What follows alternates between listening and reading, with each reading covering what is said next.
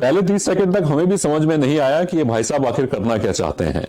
पूरा जीभ से सारा फर्श चाट डाला, मेज में थूकते थे, चाटते थे। हमें लगा कि आखिर ये जनाब करना क्या चाह रहे हैं, कहना क्या चाह रहे हैं। लेकिन फिर इनकी आवाज, भगवान का शुक्र है, निकलकर सामने आई और उन्होंने कहना शुरू किया, नीतीश बाबू, नीतीश बाबू। छूके चाटे क्यों जा रहे हो भैया? ये चल क्या रहा है? क्या रहा है? हमारे नीतीश बाबू, सुशासन बाबू फिर से मुख्यमंत्री बन गए हैं। अरे वो सब तो ठीक है, पर उसके लिए थूक के क्यों चाट रहे हो यार? अरे भाई, हम लोग अपने मुख्यमंत्री के लिए हम लोग सेलिब्रेट कर रहे हैं। फिर हमें समझ में आया कि भाई साहब कुछ व्यंग करने की कोशिश कर रहे हैं।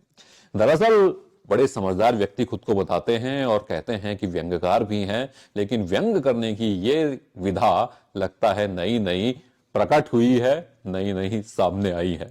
कई बार हमें लगा कि भैया कहीं ये वही पुरुष तो नहीं है जो जीभ से चाट चाट कर कोरोना को खत्म करने वाले थे।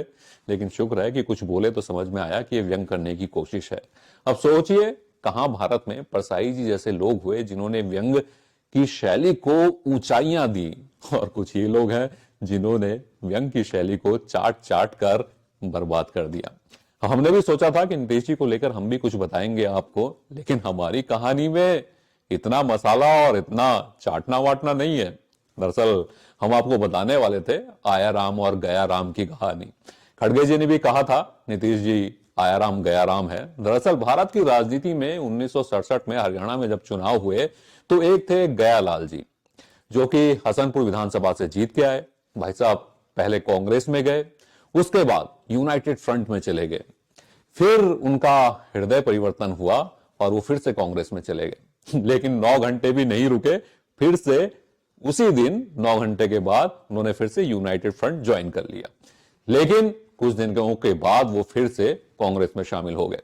तो जो राघवेंद्र साहब थे, उन्हें प्रेस कॉन्फ्रेंस में ले गए, जो वापस कांग्रेस में आए, तो उन्होंने कहा कि ये गया राम जी हैं और अब ये आया राम जी हो गए हैं। तो यानी ये भारतीय राजनीति की कहानी थी, दल बदलू नेताओं की कहानी थी, जिसके बाद ये कहावत प्रचलित हुई आया राम गया राम की। लेकिन अब इस तरह के व्यंग में, इस तरह की तुलना में वो बात कहां है जो साहब के जमीन चाटने में है।